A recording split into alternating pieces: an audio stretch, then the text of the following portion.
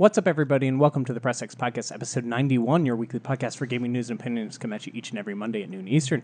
I'm Kevin McManus. With me today, Craig Johnson. Hello. Nick Hassell. I'm here. Today we're going to be talking about a lot of Danganronpa. Been playing quite a bit of it. Want to share my thoughts, my feelings about that game.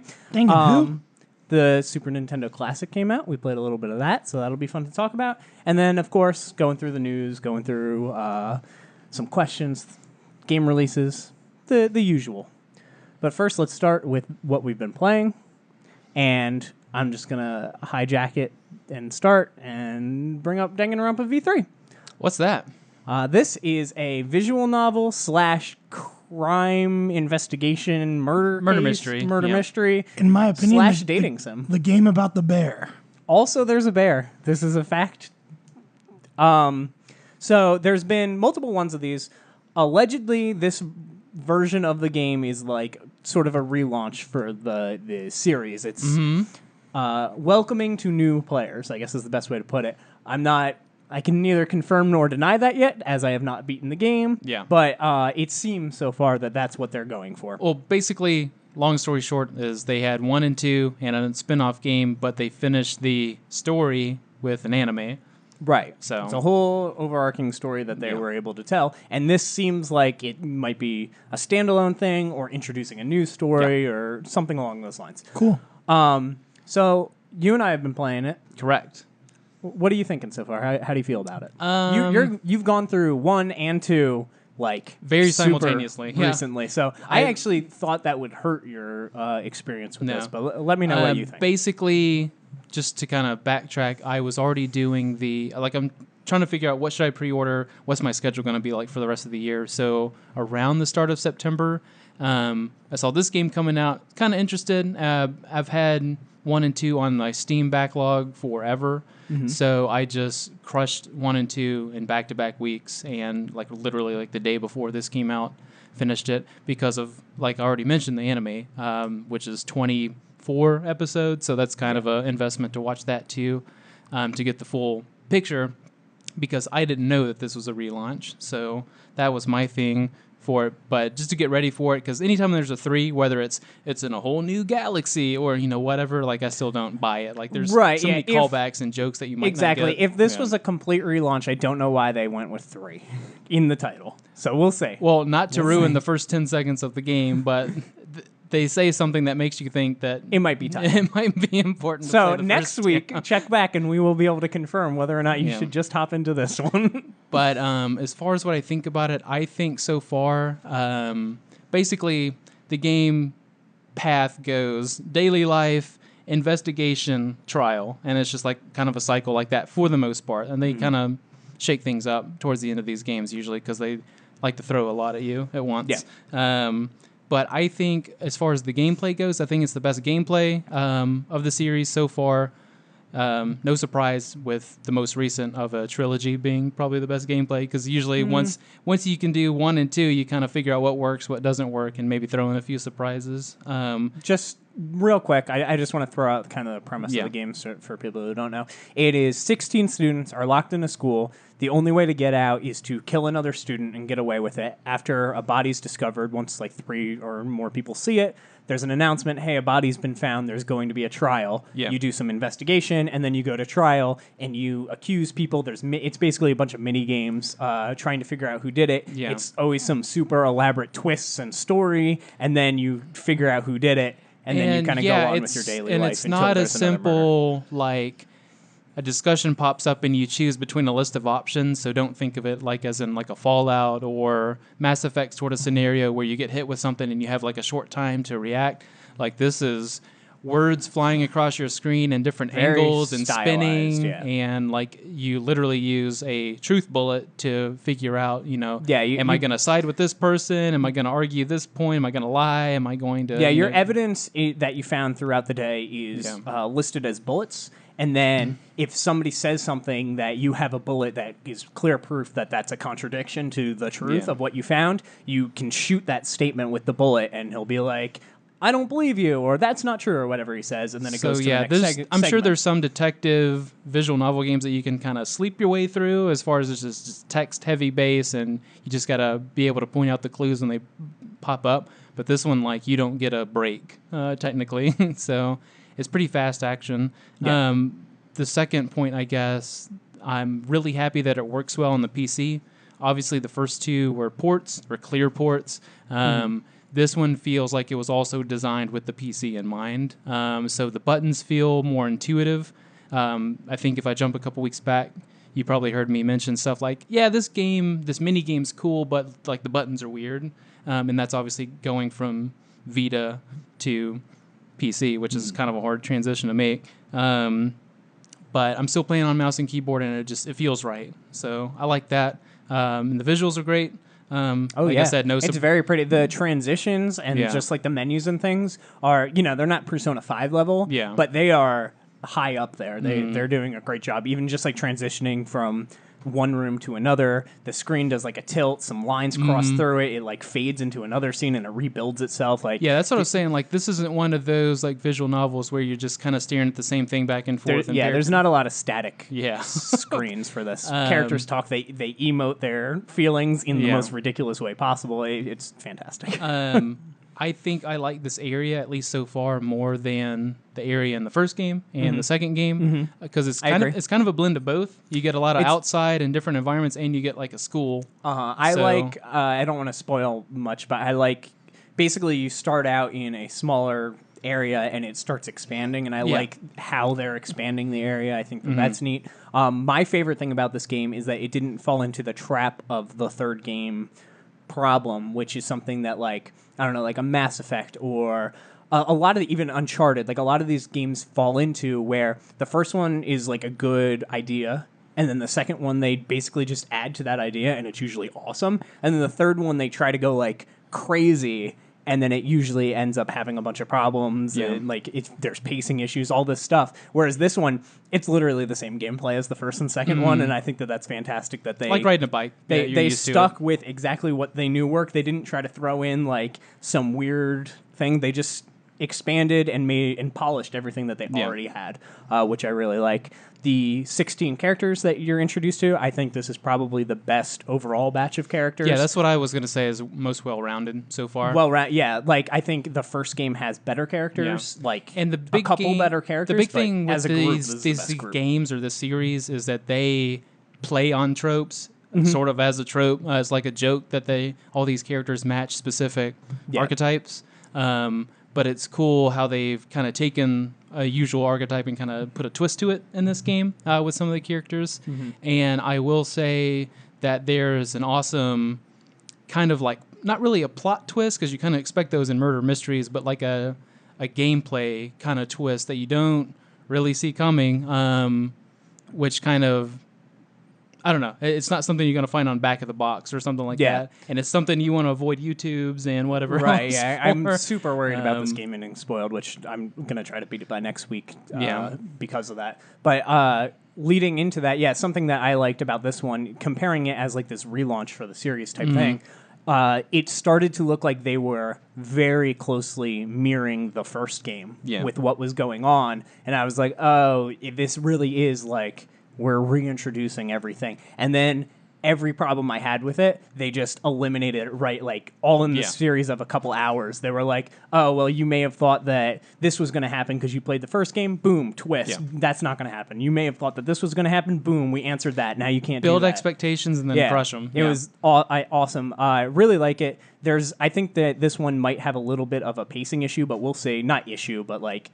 compared to 1 and 2, it might be not as well. Well, that's the only thing that makes me think that this is a true relaunch, is that they're taking more time to explain stuff because it's going to be a whole new story. That's true. But if it had pacing issues and it was like number 2, where it's clearly linked to the first game, then I'd be like, what are they doing? Like one example that I have is like there was some lampshading going on with Monokuma. Like you're going through your daily life, whatever, and you're like, man, there's not a lot of death in this murder mystery game. And then Monokuma makes announcements every day, basically. And he shows up and he's like... Monokuma's the bear. Monokuma's the bear, yeah. All right, he makes more like announcements and he pops up and he's like, yeah, I wish somebody would kill somebody already, and I bet you would too. And I'm like, yeah, kind of. Like, let's get this ball rolling. The fourth wall stays broken in this game. Oh, yeah. One thing that I enjoyed is before every new thing that you learn, they talk directly to the player, and they, like, thank you. They're like... this stage of the minigame is called this, and this is how it works, and this is your objective. And it goes, thank you for listening. Also, or, on top of please that, enjoy. There's some mini games that have evolved from 1 to 3, and they'll literally say, like, the green text at the bottom that's the tutorial voice or text will just be like, I bet you're used to this game type. Well, it's not like the first 2 games, so like it feels like literally like a friend's next to you talking about it. But yeah, I'm thoroughly enjoying it. Soundtrack's way better. It's something else I didn't even think to point out, but I really like the soundtrack. I will say, if I had to put a negative on the game, because I like it, but if I had to like pin something that I'm like, it would be the Monokuma Cubs. There's Monokuma Cubs, like little babies in the game, and I Baby think bears. Yeah, and I think they're a little bit like Navi, like they kind of pop up a little more often than they need to and talk to you a little bit longer than is necessary. Like sometimes they pop up to make a joke or something and they disappear and I'm like, okay. And sometimes they pop up for plot and they want to tell you something and okay. But sometimes they just pop up and like talk and then disappear and I'm like, that wasn't really necessary. So if I had to put a negative on it, I would say some of that stuff is a little chatty, but hey, you can just skip that. You can just hit X really quick and skip through all that dialogue if it's bothering you. So whatever. That you can. So really liking this game. I should have it hopefully beaten by next episode's podcast, and I can talk about it more and if I would recommend it to newcomers. I've totally got to beat it by the next episode. So something's coming out I want to play. I found out, so we'll see how that goes. Next, I'll talk about another game I've been playing, which is Fortnite, and this is, as everybody points out, PlayerUnknown Battlegrounds. PUBG whatever. 2. I haven't played that game, so I have no real... I mean, I know what the game is, but I have no real reference of gameplay to it. Sure. I really like this game. It went free to play a couple days ago, so anybody could play the Battle Royale mode for free. So I hopped in. I've been playing it quite a lot. They have like 1 versus 99 mode, and they have like squads of 4. They're adding squads of 2 this coming week. Basically, you're on your helicopter plane thing. You jump down onto the island, and it's... difference between PUBG is that it's not a military-based tactical game. Like, you can't lay prone or any of this stuff. It's more cartoony. It's more... it reminds me a little bit of Unreal, like Unreal Tournament with some of the weapons that you... Like, they're not like crazy weapons. They're still assault rifles and shotguns and things. But when you shoot a rocket, you can see the rocket, like, coming at you, and you can jump over it. And, like, it's got that kind of cartoony, almost Overwatch look to it. But... The other big thing is the building mechanic. You can harvest materials. You can pick up like wood, bricks, and metal and build shelters. Usually you're building stairs to get up to higher areas. I've seen people just build stairs and get a sniper rifle and just stay up there, and then somebody comes and blows up the bottom base and the whole thing falls and they die. I personally build stairs to get to the roof of buildings, and I destroy the roof and fall in. When you're one of the last survivors and you can see on the map, because the map shrinks as you're playing, when you can see on the map about where the end zone of the game is going to be, where the last remaining people are going to, you can build a house. You can build a whole fort for you that you know the layout of and the enemy doesn't. And then if they have a rocket launcher, that doesn't do you any good. But it's a possibility. Your player can get shot or your teammate can get shot and they're downed, and you can just build a wall while you're healing them really quick. Like I thought the building was going to feel tacked on because that is part of Fortnite and not this Battle Royale thing in mind. But I actually ended up really liking the building. But yeah, this game's a blast and it's free, so why not check it out? Just to add on to that really quick, I actually had no experience with Fortnite at all. I never looked at it, never watched it. I've been familiar with PUBG just because it's so big online. Yeah. And I'll say when I heard about all the controversy, I wasn't sure what it was going to be, but I think it actually kind of makes sense now that I've seen it be played and I've seen how the mechanics are different. I think it's just very similar to how there's like Dota and League of Legends. They're both MOBAs, but people still play both. Yeah. Well, the funny thing, too, is like how many people, like what was their player count rise since that controversy and since maybe doing free-to-play and since like stuff like that? I know they had 1 million people on the when they went free-to-play. Sort of what we were talking about last week, too, was like the whole like no press is bad press sort of thing. Like it probably got more people to be like, "What's Fortnite?" Because I doubt. Yeah, I might not have played it, but Exactly. I know Kellen's tried it. I've been playing it and having fun with it. If they add, I imagine they have to add microtransactions to make money off this free mode. More than likely. If they make it so that you can kind of customize your character and stuff, I might be down to throw a few bucks at it and make my character look cool. I don't know, whatever. Buy different parachute things that you use to fall. That's fine with me. Free game, and it's a good free game, and they seem like they're going to be supporting it. Obviously, has a community right now, so I'd be down to do that. But yeah, Fortnite, fun, it's free, so go play it. It's on everything.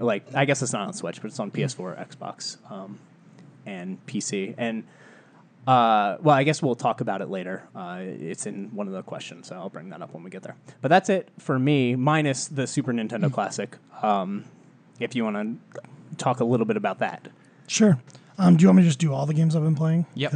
Sure. I have start with the Classic. Sure. So I was super excited for this. I got the NES Classic when it came out. Was very into that. Obviously, there were a few games on there that I thought were a little bit of a letdown or didn't really live up to how they've aged. But I think overall that was a success, and I was very, very excited for this. Very happy that I was able to get a pre-order. Thank you, Kevin. Yeah. And yeah, I picked it up from Best Buy yesterday. I didn't really get a whole lot of time to play it.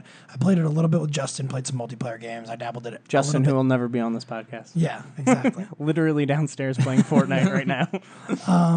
But yeah, no, I liked it a lot. I feel like it's one of those things that I have never had, as of recently, a working Super Nintendo to plug in. So and I've never had one. I remember having one as a kid, but I know when it was out, I was very, very into my Game Boy, and I was not into console gaming as much. I didn't even know, when you're a kid, we didn't have internet, obviously, but I wasn't on the up and up about that stuff. So I had a Nintendo, which I didn't know, but that was old at the time. The Super Nintendo was out.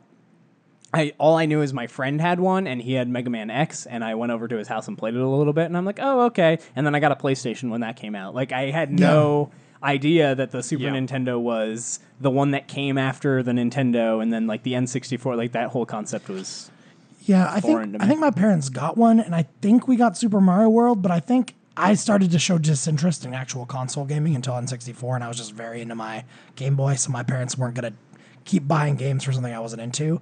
But I did play a lot at friends' houses and things like that and dabbled in certain games. But where I had to play everything on emulators, I'm just not really a huge fan of that. Yeah. And so I never really got very far. I probably played the opening hour to Earthbound 4 or 5 times and just stopped because I got bored of playing on an emulator. Yeah, I agree. That's the big thing. This is technically emulating. But one, it is incredible emulation. They got Star Fox working beautifully. They got Star Fox 2 working for the first time. And two, just super easy to use. That it is super easy to use. It's quick. There's no problems. And the controller feels so perfect. It feels so perfect. It feels like you are playing it on the authentic console, which is something that I like. And I like my Retron 5, which is technically also emulating. But I own a couple Super Nintendo games, and I just never have had that nostalgic feeling for it because I never had one. So this was the best thing for me. I was like, this is perfect. Now I never need to buy another Super Nintendo cartridge, really, and I'm fine. And I'm considering totally happy the with fact that with the NES Classic, they were able to hack it so you could put more games on it. We'll see. They're already very far deep into having that ready to go as well. One of the news stories that I'm just going to throw in right now is they dumped the ROM for Star Fox 2. So that is good because now it's safe. If all the Super Nintendo classics were destroyed, we would still have this finished version of Star Fox 2. I think it was a few hours into it actually being released to the public, and there were already Instagram posts of people making reproduction cartridges that you can use in an original Super Nintendo. Yeah, that's really cool. And I'm cool. That's awesome that people are able to salvage a game that has never been released physically, make it physical. That's I saw some people reviewing the game too. I don't know if you've seen any of this. I heard I think reviews are very bad. IGN gave it a 5 out of 10, and there is an argument going on oh, you're reviewing this as a game in 2017 and not a game back then. And the counter argument was, well, I'd still give Super Metroid a 10 if I were to review it right now and all this stuff. And I was like, I don't really believe you. So I think that a part of that, though, is that it's it never came out. It was never supposed to be a released game. A lot of what they used first Star Fox 64. So I think that there's some reasons to why I don't think it's as good as it could be, or as why people are hoping it's going to be. Oh, no. I mean, it's got like frame rate issues and stuff like that. Apparently, I haven't actually run into that yet, but I've seen videos of it running, and I know I'm not at that level in the game. I've only beat the first 2 levels of Star Fox 2. But yeah, overall, just as this device, I think this is a total buy. Like, this thing's awesome, and it made me want I skipped the NES Classic. I want an NES Classic because this thing is so cool. Got your back. Also, just to throw in a bit of news, they're doing a Commodore 64 mini. I saw that, and it's going to have 64 games. And like, I'm starting to be like, man, if I could have a shelf of just all the mini consoles, if they're good, good collections that are emulated well, that's pretty sweet. So question to that really then. Cool. Do you think PlayStation, do you think Sony hops in on the wagon and does a PS1? I do think that we do get that because Sony likes to copy people.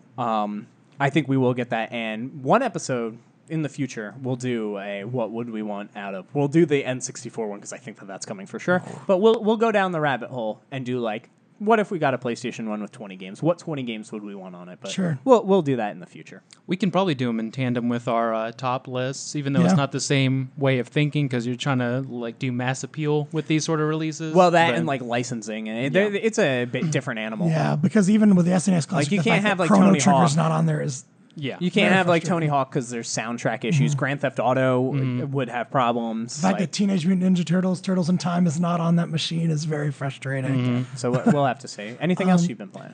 Yeah, so I beat SteamWorld Dig 2, which I know is surprising because I never beat games. It's true. How far are you in Danganronpa 1? The same 10 minutes I was the last time I talked. But yeah, no, I did beat SteamWorld Dig 2. That's probably, honestly, minus Zelda, my favorite Switch game right now. I really liked it. I really got into it. Over Splatoon 2. Yeah. Skedaddle. Okay, see you later. But no, I really liked it. That game's good. I'm not going to dig too deep into it. I definitely prefer it over the original game if anybody watching has ever played that. I haven't played the original. Have you played it at all? Significantly better.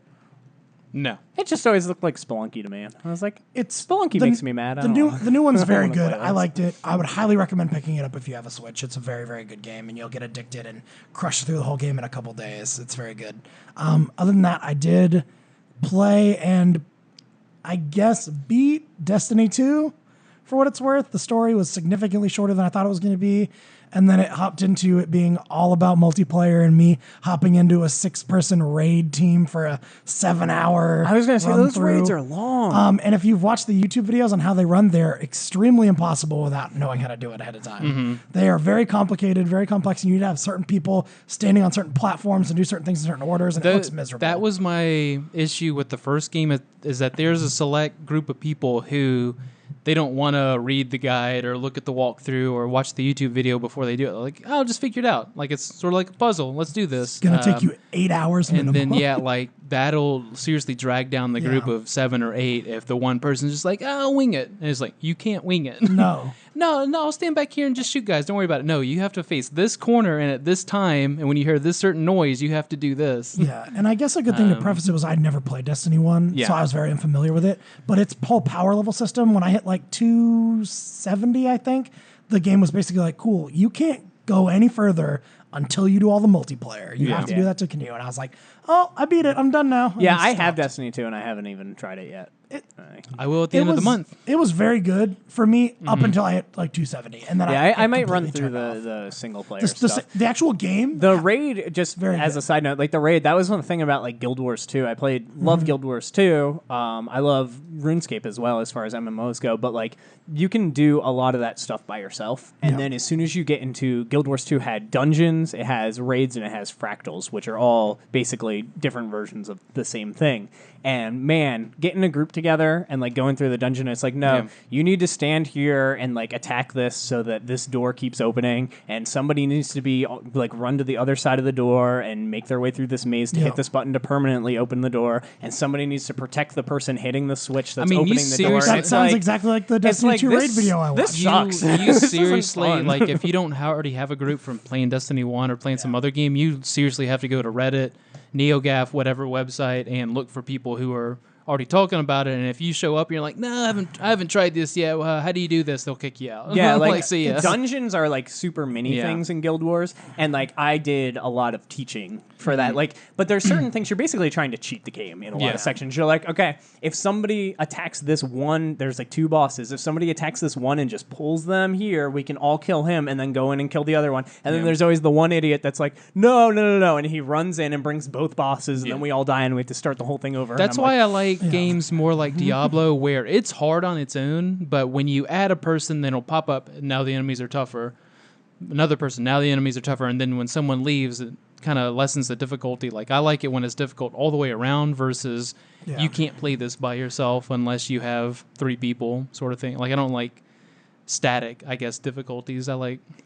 It's just frustrating for me that I bought a $60 game, and it definitely did not have $60 of value to me because it requires other people to play. Yeah, I think that it should be... I'm totally cool with people that are playing in groups and doing the heavy level raids and stuff, that they can get better items than me, they can get cooler items than me. Fine with that, but I want to play the game. And for example, my buddy Michael, who convinced me to get the game, he plays on Xbox. You and Kellen are going to be playing on PC. I just legitimately can't play with anybody. Yeah. And it's frustrating. Like, well, that's the thing too. If we try to do a Press X group, we have a night shift guy, we have you who's all over the place, me who's on the standard. Even like 9 filming to this 5. podcast is difficult. Yeah. So it's a miracle we've done 92 of these in a row. Like haven't missed one, but whatever. But yeah, other than that, not really. I haven't really dabbled in anything else. That's pretty much it. Aside from Danganronpa, I also played Cuphead, which isn't a genre that I usually go for, but Crash kind of got me back into the, I'll play games that kick my ass sort of genre.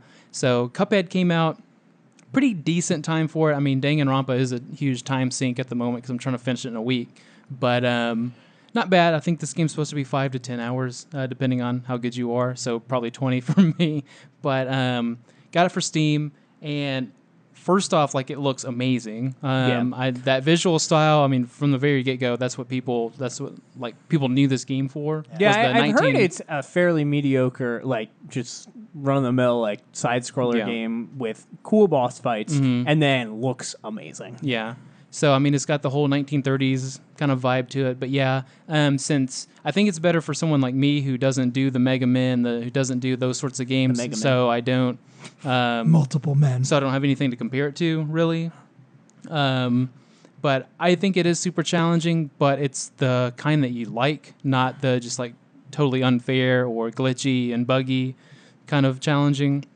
But it's the kind where, like, okay, I'll try it one more time. It's like, oh, I almost had him. I'll try it one more time, sort of thing. It feels like you're at fault when you die. Yeah. Basically. Yeah, and it feels like you're learning, too. Like, I fell for this last time, sort of thing. That's how Crash always felt to me. Like, every time I die in Crash, it's like, I can do this. Like, like, I just jumped a little too far, or I didn't jump just enough. Like, watching you play Crash, I remember hearing you say that physically. You'd, like, die, and you'd be like, I know how to do that. Yeah. And then you get to another obstacle, you're like, I could do this one, too. It just keeps going. Soundtrack is really good too. Sort of goes along with the visuals. I mean, it kind of has like a Fallout vibe. Where you have the old timey music on the little radios. Gotcha. So it's sort of like that. Also, the controls are really good. So that's what's important for someone like me when I kind of dabble into these sorts of games. Where if the controls suck and that's what makes the game hard, then I'm just like, oh, see ya. I'm not playing this. But the controls are real tight. It doesn't feel like I'm over jumping all the time or hitting something and it's not responding the way I want it to. Like, it feels awesome. And that kind of dials back to that one video we saw of the game journalist at whatever convention, and he couldn't make it over the... I made that first try, and I thought about it the whole time. I was like, yeah, I'm better. I'm better than him. So I wanted to buy this game really, really bad. Me too. I really wanted, and then Microsoft's like, digital only. And I was like, never mind. Yeah, that really... And the thing is... Like, I might still buy it like later because I have Danganronpa to play, and then a game comes out this week that I want to play more. But I do want to play Cuphead. But yeah, the digital only thing bothers me a lot. If this was physical, I would have already bought it. Me too. But I don't think they're gonna put out a physical copy. Similar to Ori and the Blind Forest was a game that I waited for. I was like, I'm just gonna get the physical one when it releases. Well, it sucks too. It does have a physical one. Did they finally make one? They have one. Cool. It's the definitive edition, which that's what I told my buddy Michael. I didn't know that they made one. He brought up to buy Cuphead. He's like, I'm going to buy Cuphead this weekend. And I was like, I'll totally buy Cuphead. when they put it out on disc in like 2 years. Yeah, that's kind of how I am. It sucks right now, because you feel like they could be pretty creative with the way that they put it in the box because it's supposed to be like a 1930s kind of game. The collector's edition would have been so cool. Like I would just like a mug that's his face. a to mug, be honest. or you could put it in like an old timey tin can or something like that, Like just an to old make school it. tin lunchbox. Yeah, something Oh, like God, that. they could have done so many cool things. Maybe one day. But yeah, obviously the visuals are the big thing that drive the game, but it's actually pretty great. I like the enemies so far. I mean, it's kind of got like a Mario World sort of thing where you're walking around the map and you figure out who you want to go fight next. Gives you a score at the end of each fight, so that's pretty cool. And you have power-ups and stuff like that, which I had no clue about. So pretty sweet. I enjoyed it more than I thought I would, and I actually want to finish the game instead of just being like buzzed too hard. I'll get back to it, sort of like Crash 1. Also, on a whim, just decided to buy Divinity Origin Sin 2. I'd played the first one a while back, and the second one came out, I think, at the start of September, so maybe a month ago at this point. I like the first one. It's a callback to like old school classic RPGs, so it's not the action RPG of Mass Effect and every other game at the moment. So it's real old school, camera pulled way up, and you're just running around in worlds, and you're just text heavy sorts of things. But I think it's a huge improvement over the first game. I like it a lot more in the fact that everything is fully voiced, so that's not something you get with these old school kind of games. You're just used to reading all the time. That was the weird thing with Octopath Traveler, seeing like an 8-bit game with voices. Yeah. I was remember like, you mentioned this that. feels wrong. I agree. I actually did download that, and I felt the same thing. I was like, yeah, it's a little. It's weird. You almost don't want it. Yeah, like with those types of games, you're used to like, okay, I'm gonna just read for most of this game, but no, like people are talking the whole time, and it's fully voiced, which is crazy because there's a large number of NPCs in this game, whether it's just random guards you're running into or people that are actually important to the story. This game added an undead class, so aside from just looking like a big skeleton man, depending on which race you pick, it's really cool in the fact that everyone responds to you being undead differently. Some people are just like, doesn't matter, but like most normal people in towns and guards and stuff like that, if they see you are a big skeleton man, they freak out and they want to fight you. So it's a cool kind of way to increase the difficulty. hard mode. Yeah, it's a cool way to increase the difficulty without just like making someone hit harder or you taking more damage. They stole South Park's thing. Yeah. Yeah, basically. So it's pretty cool that it adds something in where you have to hide your face a lot and you kind of have to lie to people and like be standoffish rather than just like walk up and shake their hand, because obviously they would feel bones in their hand. They'd be like, something's not right here. I mean, I feel bones in my hand too, but and I think I ain't undead. I hope. I think it's really Hope. like it's a really great looking game, and it's sort of like that made me start thinking that it's getting hard to tell if you just look at something rather than playing it and finishing the game. It's hard to tell nowadays what's indie and what's AAA. Like it's getting to the point where it's just like the line's already been kind of crossed. Even like Cuphead and stuff. Yeah. Like, if you just saw the gameplay, you'd be like, oh, okay, this is an indie game. Somebody is trying to do the nostalgia thing, First and then party you look Microsoft Studios. and then you look at the art and everything, and you're like, oh well, Yeah. it seems like there's a high production to this. I'm not sure. Yeah, I agree with that. The other cool thing is that build customization is really high in this game. Obviously, you can do all the kind of trope classes in this game, but you can just do whatever you want. It doesn't lock you into a certain path, so you can just have a big axe guy who's good at magic and have fun with it. So you can really do whatever you want. But the also interesting thing that I haven't really dabbled in yet is that they have a mode that's sort of like Dungeons and Dragons, where you can be your own dungeon master and like set up the game how you would like and make it more of a narrative sort of game where you're not really playing it, but you're seeing it kind of unfold, I guess. So that's pretty cool. If I get free time this year, which it doesn't look like I will, it'd be interesting to dabble in that and kind of see what goes on. But I'm sure there are people that will eat that up, and maybe people who like stream something like that could probably set it up and probably have a good time with it. But I thought that was cool to throw that in on top of there. So those are my 3 games. Cool. Let's move into the news. I'm trying to tackle all these news stories. First off, we got one of those rare weeks where we got PS Plus games and we got Xbox the games stars with aligned Gold together. So PlayStation Plus gives us Metal Gear Solid 5, The Phantom Pain, a game that I think is incredibly overrated. Hideo Kojima Productions. But for free, that's cool.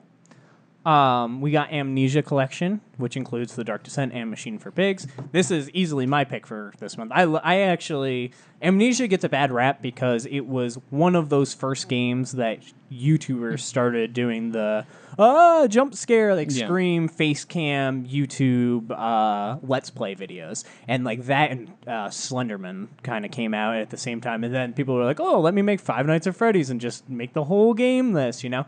But I actually think Amnesia is a good, in fact, great video game, and I actually think it's one like a top tier horror game. I've never played Machine for Pigs, and I also don't own this because it was never released physically, so I didn't buy it. I've been waiting for the collection to come out physically, and now I get it digitally for free, so I am rewarded for my patience. I did already play it on PC, though, to be fair. One of the 5 PC games I've played.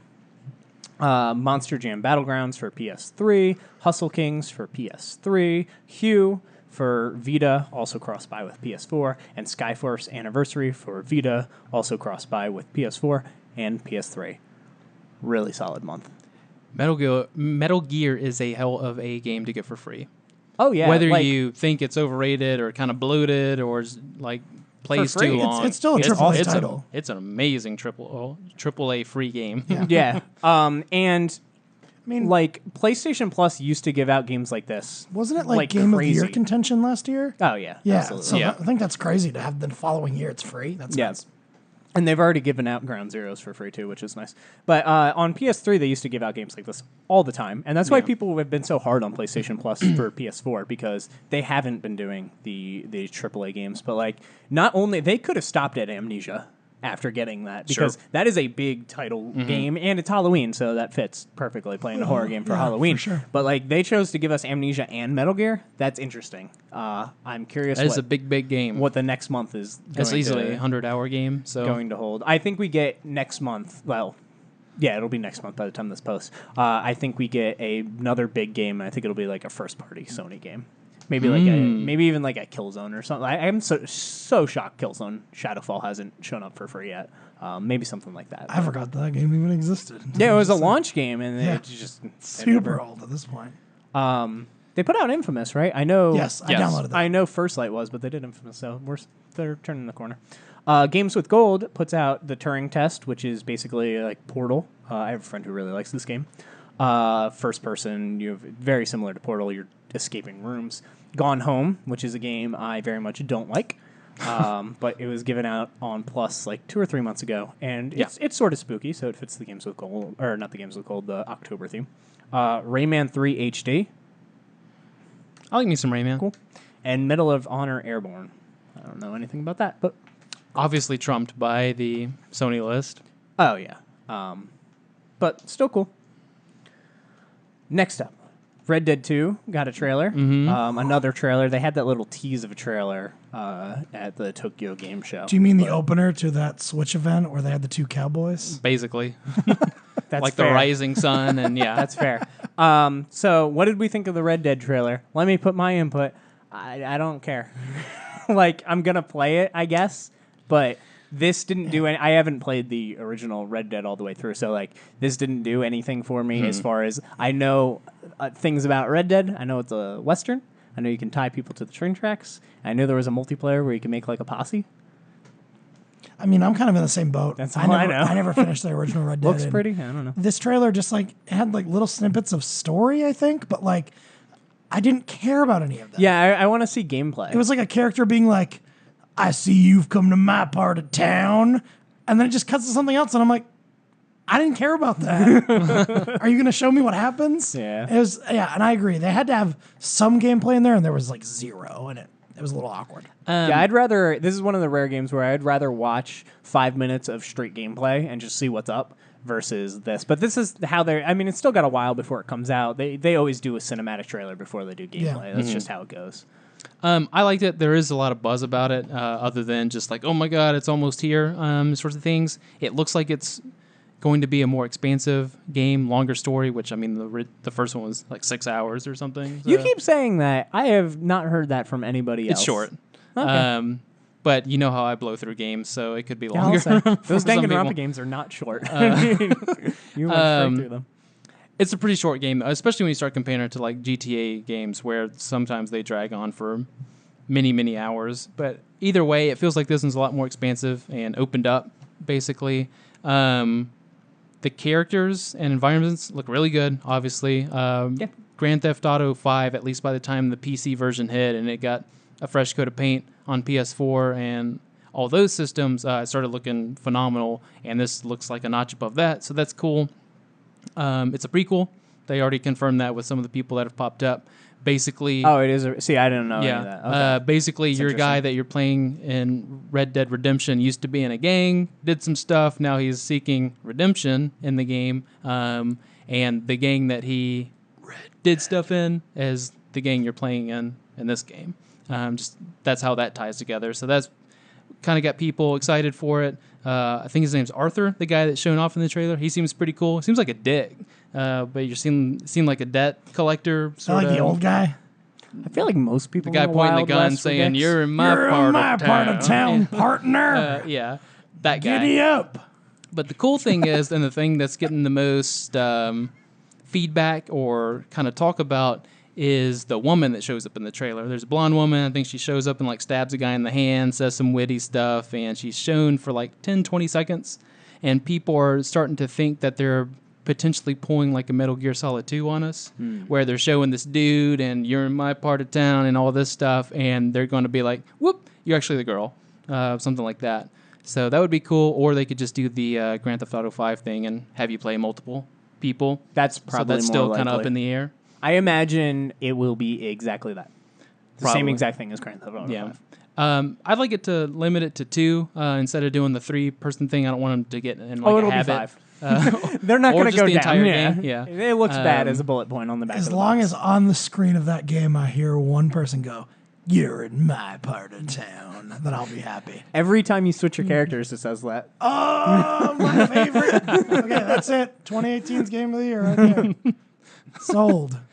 And then they join up and say you're in our part of the town if they join up for a story event. And then someone is on the sidelines go, "Well, what in tarnation?"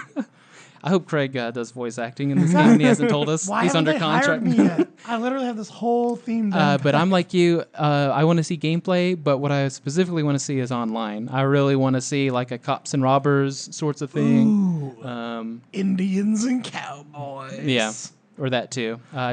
Just go super Western trope and just do all of it, except in a rock star sort of way. It's like that's very that's going to be a difficult one to pull off. We'll see. Yeah, it was pretty cool. Lots of buzz about it. I'm excited for it for no real reason other than I know it's going to be good and it's going to have the Rockstar quality on it. I think this conversation has made me more excited. That's also true.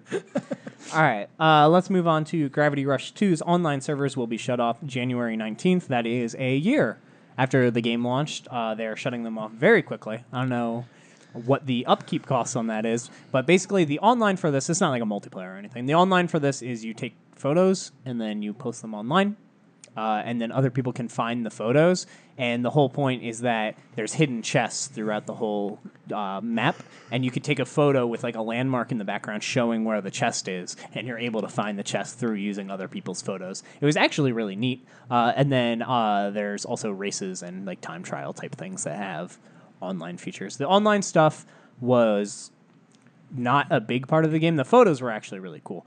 There is some items that are locked to how many points you get for some of the online stuff. So I don't know if they're just going to make that all free or if they're going to come up with an easier way to get like stuff offline or if they don't care. Not sure how that's going to go yet. They've supported the game post-launch. They've added DLC. They added the Nier DLC where you can play as Cat in the 2B outfit, which was awesome. They've added Phantasy Star Online DLC. But the online features to this game are not like right there. Oh yeah, are not I'm like real, all right. Are not like a big part of the game. Yeah. So, but 1 year is a short time to already act your online. So that is worth noting. But Rest in peace, Gravity Rush 2. You will be online. missed. By him. Oh, yeah. I love that game. Next up, Marvel vs. Capcom Infinite, which is a game that apparently didn't sell very well because it seems, not confirmed, but it seems like it sold less than Pokken, which was a Switch exclusive. For people who don't know, Marvel vs. Capcom Infinite was on PS4 and on Xbox One and on PC.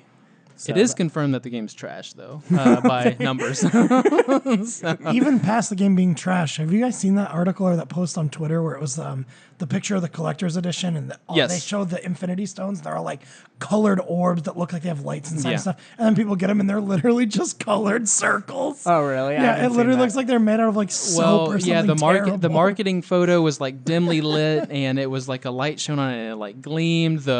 The stones that were in this, I guess, wooden little case, it looked like really awesome. But when it got there, a lot of people liken it to like Easter eggs when you do like two of them are the same color in the final version. But yeah, they were more like ovals, and it's bad. It's one of those. This game seems sweet.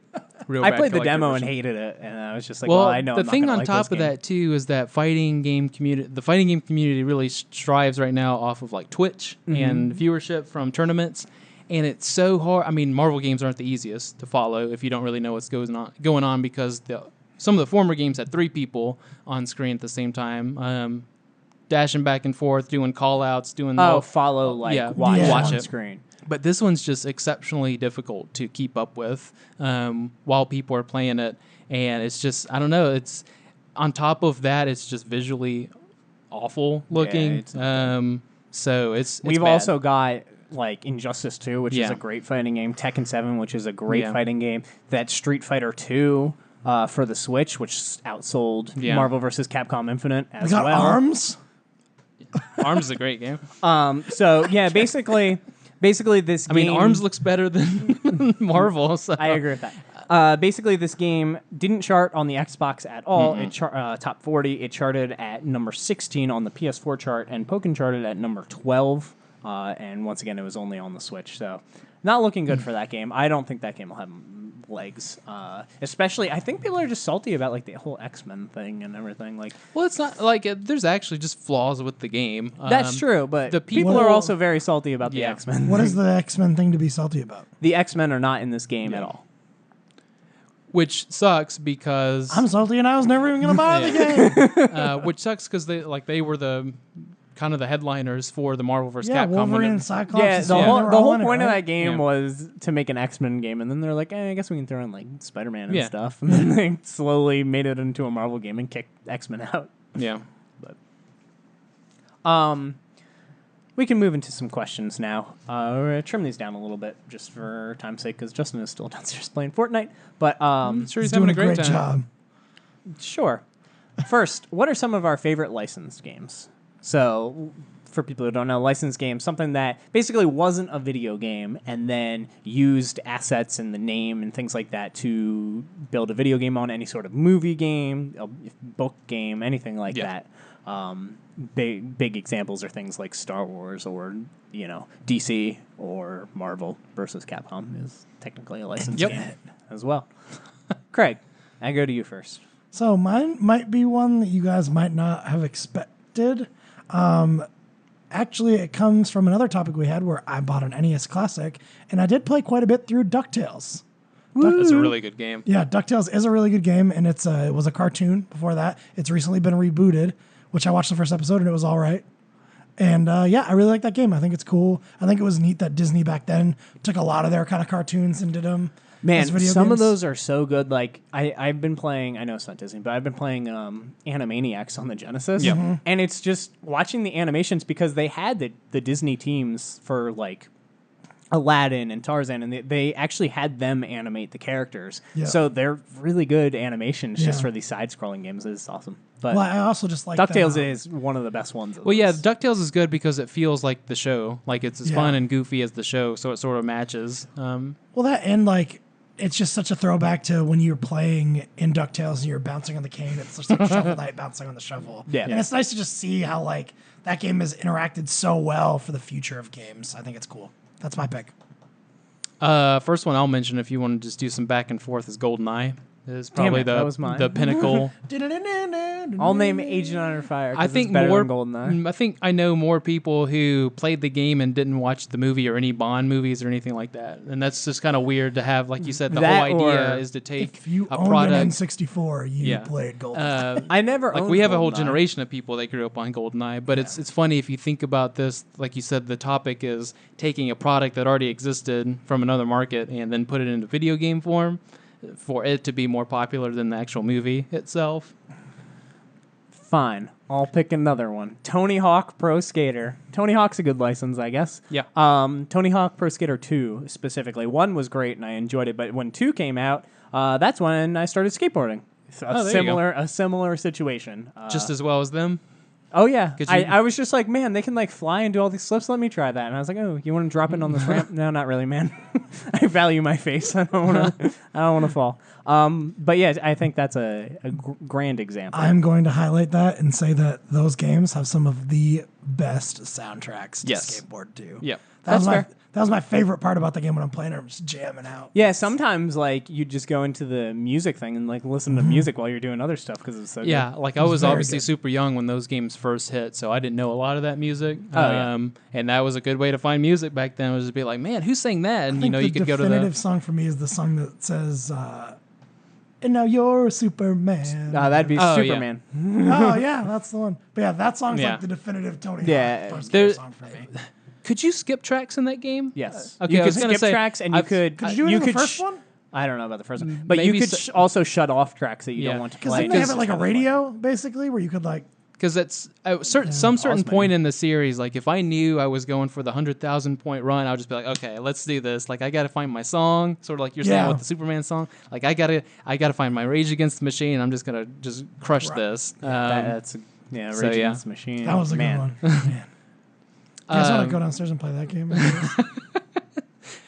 Do you have any more that you can think of off the top of your head? I mean, just an easy one would probably be all of the Arkham Batman games.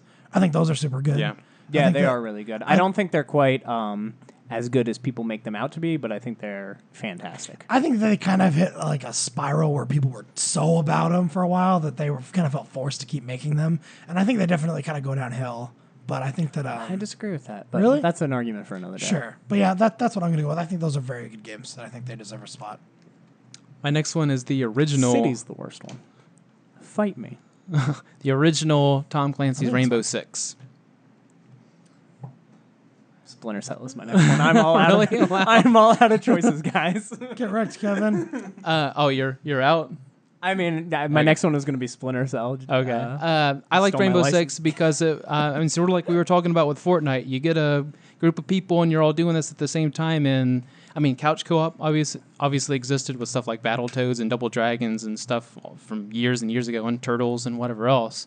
Turtles. But to have like a strategic shooter where you're all just like, oh no, you watch this way, I'll watch that way, and we'll take out the guys, whether you're doing like terrorist hunt sort of stuff or playing against real people. Terror sounds so good. Was really cool. It was, I mean, that's kind of like the dawn of, the Xbox Lives and the PSNs where you're getting your friends together and playing some shooting games.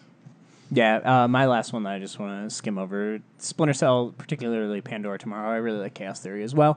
I wasn't huge into stealth games. I went through, the story and whatever. It's fine. But I love the onlines in those games, particularly the Spy versus Merc stuff. I thought that all that was phenomenal, and still one of my favorite online experiences. Tom Clancy, good man. I don't know what I don't know how he's making all these games still, but Yeah. Thanks for all you've done, Tom. Last two, I'll mention one since Kellen's not here.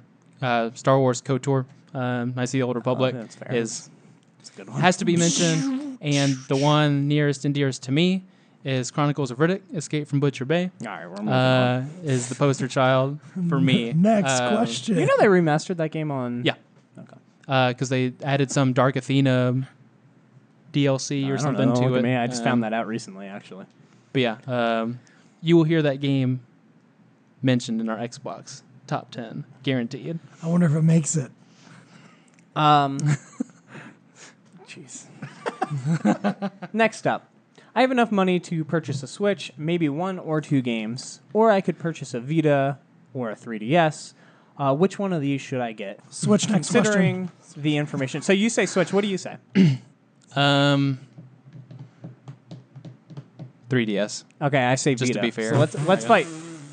Let's fight. Hold on. Why in the heck would anybody buy the handheld console of the previous generation of games? I agree with that statement, sir. Use your Danganronpa skills. It's still got games coming out for it. Even Fire Emblem's but I mean, coming like, out. literally, Switch is the newest thing that Nintendo has put out, and it's their next generation. I can guarantee you that Switch is going to be what's out once PS5 and whatever the hell Microsoft. Well, how can you say doing. that when we have a Super Nintendo out? I also agree with you, and I think that since that is true, that they're going to make a new version of the Switch, and a better version of the Switch, and a cheaper version of the So Switch. you think it's worth waiting until version 2? Yes. So you don't think the version that you have downstairs to play Zelda or, let's say, Mario Odyssey is worth doing until Switch 2? I would say that if I have $360 and I'm going to purchase something, I would purchase the Vita. Now, here's why, folks. Because for $360, you can purchase a Vita for $100, right? You could get 2 memory cards for $50. You get 4 gigs, get some Memory 8 gigs, cards. memory cards, right? And then you even need memory cards. Let me You need finish. 2 of Your them. Switch has memory cards. Let me finish the It needs statement, sir. one. Oh, no, I'm not done. Then I would buy a Vita TV. They're about $30 to $50.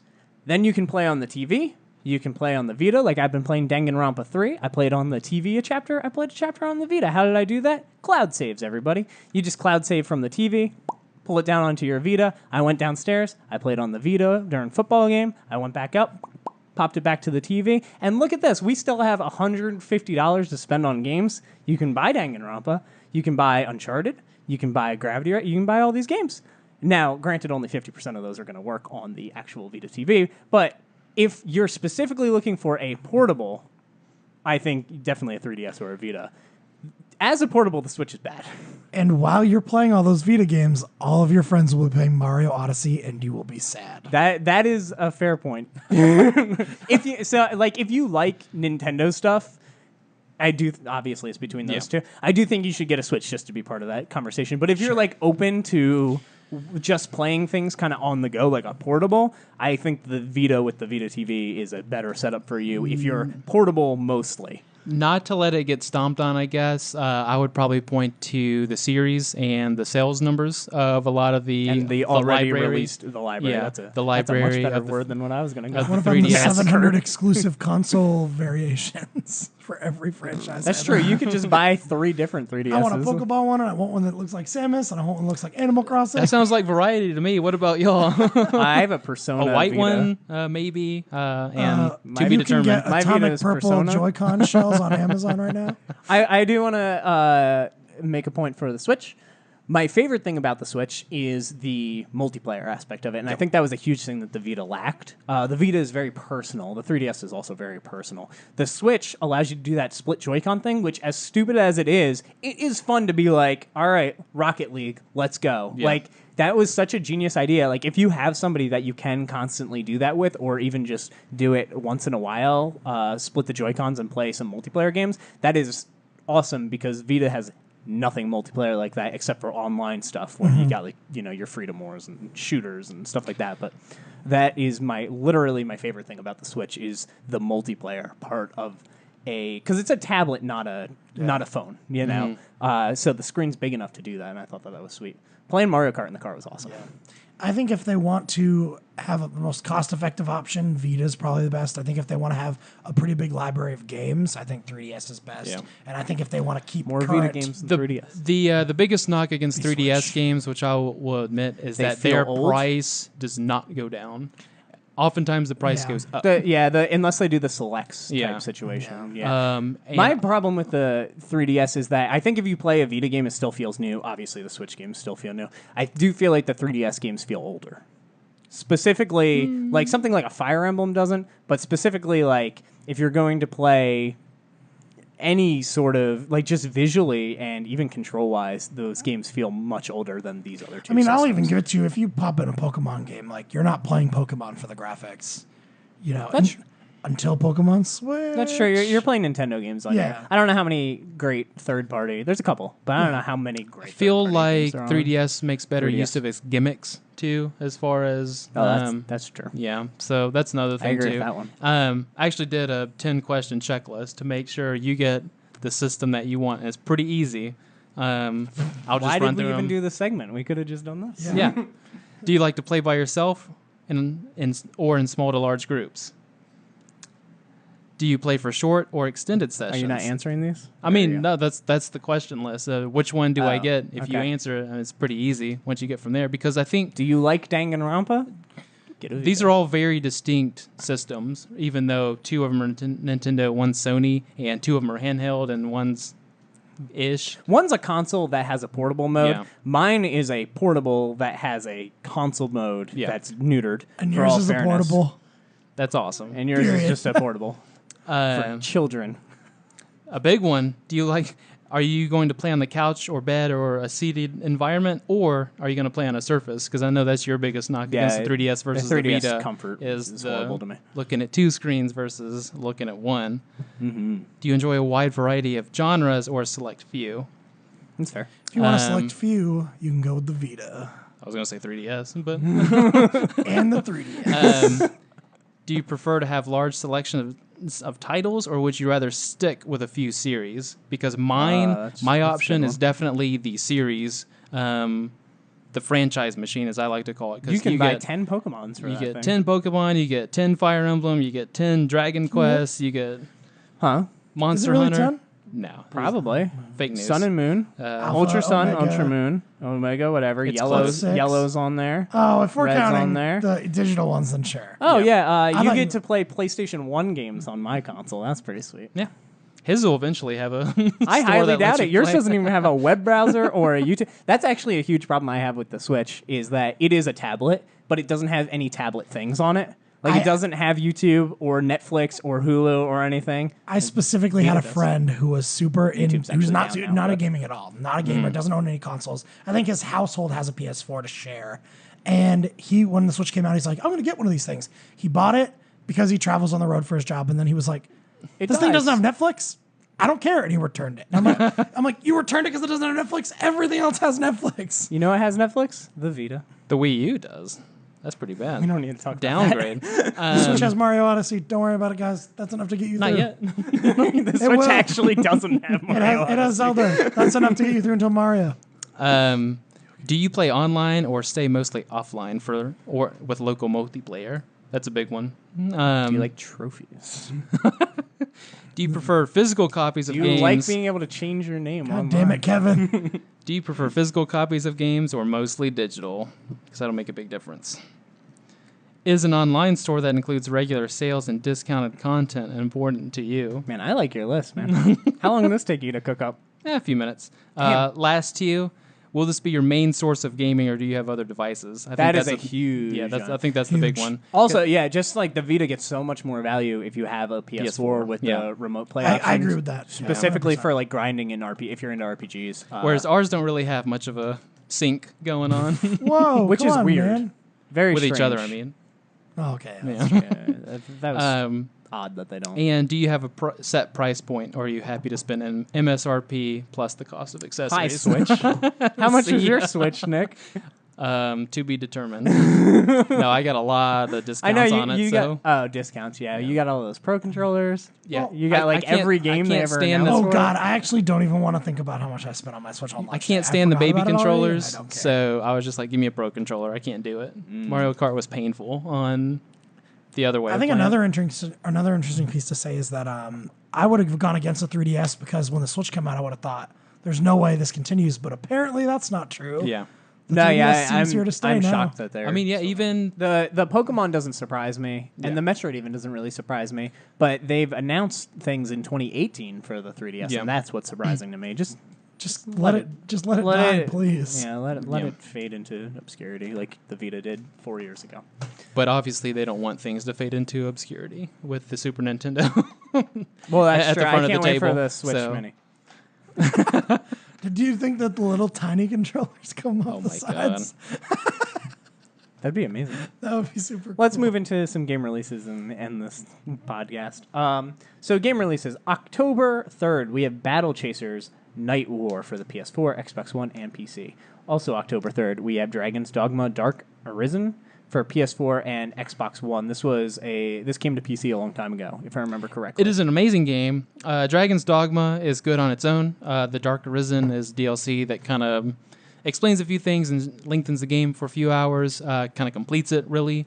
It's a Capcom game, so you wouldn't expect them to dive into this sort of area, but it's more of an homage to classic RPGs, but it looks like a newer RPG, so sort of a weird hybrid system, but it's really good. A lot of people put it pretty high on their list. I mean, it's never going to beat out the usual RPGs that show up on best of lists, but it's always been a pretty decently regarded game, and it's cool that it's coming over to consoles. Next up, October 3rd as well, Xbox One, PC, Forza Motorsport 7. Rest in peace. Yeah, I've been hearing a lot about this, mostly having to do with microtransactions that they have added into the game. I don't know too much about it because I've never played Forza, and I'm going to assume... Well, Craig, you a Forza man? How did you know? Basically, as far as I understand, there was features in the game that were in all these Forzas that they always do, and they locked them out into loot crates. And so basically, Forza used to have a risk-reward system where you can make the game harder for yourself, but you get rewarded more points if you make it more difficult. And now switching from like automatic to manual, or making like automatic braking and stuff like that, turning that stuff off. I can drive a regular manual car. How am I going to drive it in? And now you basically open loot crates to unlock those abilities, to have them to have them give you those points that you need. And they've already confirmed that there's going to be microtransactions to be able to buy these, and that is the problem. But of course, so works in hero shooters, that, doesn't work in race car games. But cool. There's that. There's just like kind of meh feedback on it anyway. It being just a mainstay Forza game with none of the kind of flash and flare of the spin-off Horizon games that they do. There's and no Hot Wheels track. There's this thing called Gran Turismo, which is the best-selling racing franchise of all time, looming over it. So that the game's basically dead on arrival. I mean, this is just coming from a person who doesn't play racing games at all. What is the appeal of racing games to keep buying new ones other than... And now it looks 7% more real than the last generation. Frame rate jump ups and more car selection and just more options, usually, unless they put in loot boxes. I mean, I just don't get how these franchises keep staying up. I feel like I would buy the year after and I'd be like, well, this is the game I got last year. It's the same thing as like Tom Clancy games. Like there's people who bought that original Rainbow Six and they're just going to stick with Tom Clancy. There's people who bought Gran Turismo and Forza and whatever else, and they just buy it each year. Yeah, there's people who buy a Madden and a Call of Duty. Every year they buy a Madden and a Call of Duty. That's what they play. The games do enough to keep their... That's terrible. They don't try to reach new audiences, basically.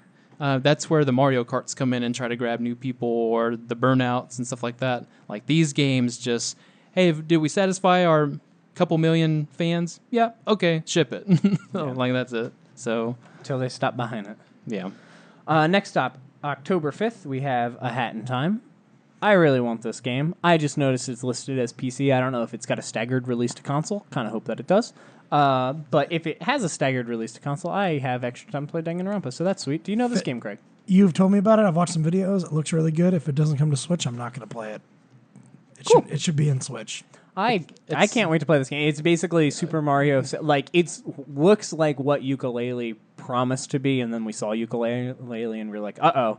And this game looks like it has everything. It doesn't look like it's trying to do too much. It seems way more self-contained. I know, it's just... The gimmick of you have a hat, and basically the power-ups in the game is changing your hat, which is what was Super Mario 64, but they have a ton of them. They have an ice hat, fire hat, all these different things that let you traverse the level. You mean a platforming RPG where your hat is very involved in the gameplay?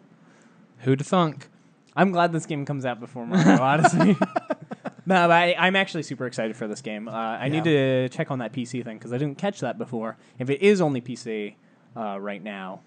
Bummer. I know hope it's it doesn't. I know come it's out announced. after Super Mario. I know it's announced for the other systems. Oh I just yeah, don't know when. it's on PS4 and Xbox One for sure. PC in October and other consoles in 2018. That would be a nice change of pace. We Because shall PC see. always comes last and is best. There's a Lady Layton game. I guess this is a spinoff to the Professor Layton series. I don't know anything about this. Wasn't but that's that in the interesting. direct that they did on the I don't know, 3DS man. titles? I zoned out. I think during it the was. thing. It makes sense. It's on the 3DS. October 6th. That's Called coming out. it. Where else can you play a female detective? Just saying. Damn.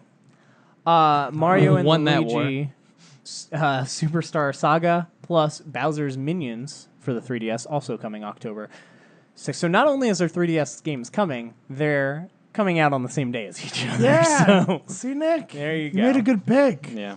But yeah, I'm going to look into A Hat in Time because I want to play that game. And hopefully it's coming to PlayStation 4 at the same time. And I would love that game to come to Switch. That's also perfect Switch game. Yeah, I feel like it just fits so well for them to not bring it to Well, system. I don't And- think that's their fault. I think that they were working on this game. It was a Kickstarter, and they were working on this game before the Switch stuff hit. I also think So- Nintendo's going to look at the premise and go, no.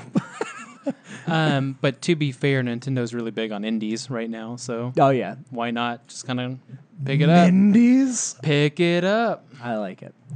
All right, that's it for this week. Thank you for being here, Craig. No problem. Thank you for being here, Nick. Mm-hmm. And thank you so much for watching. We'll speak with you next time.